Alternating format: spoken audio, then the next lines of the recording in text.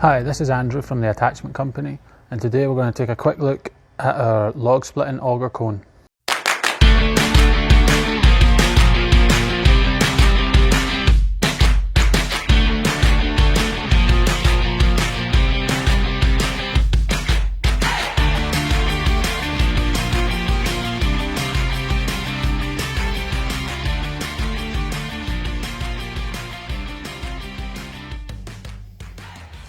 This is our complete setup of an 8-inch log splitting cone with a 2-inch hex adapter.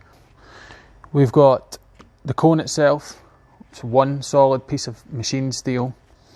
Now it is machined for a round output shaft, so if you've got a 65mm or a 2 9/16 round output shaft, you don't necessarily need the adapter. You can go straight into the cone, one bolt would hold the output shaft into the cone, and you'll be good to go. These new cones feature a replaceable tip, so whenever this gets blunt or you break the end off, which they're hardened so they last a really long time, but over time they might get blunt, you can order a replacement tip and that saves the rest of the cone.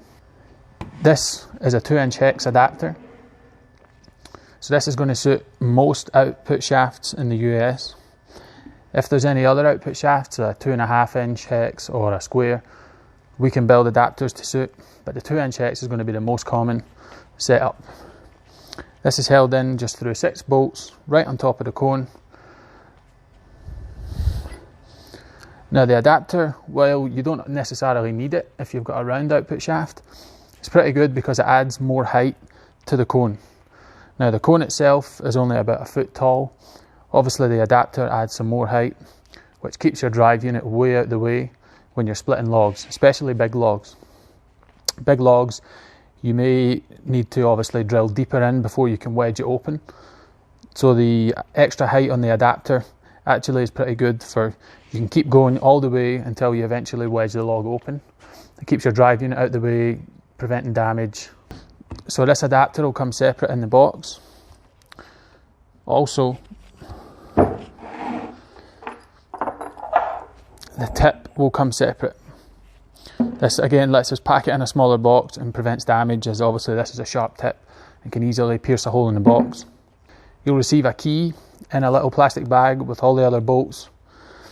This is because the cone is keyed and also the tip is keyed to stop the tip from spinning separately from the cone. But also there'll be one bolt that once you've slid the tip on,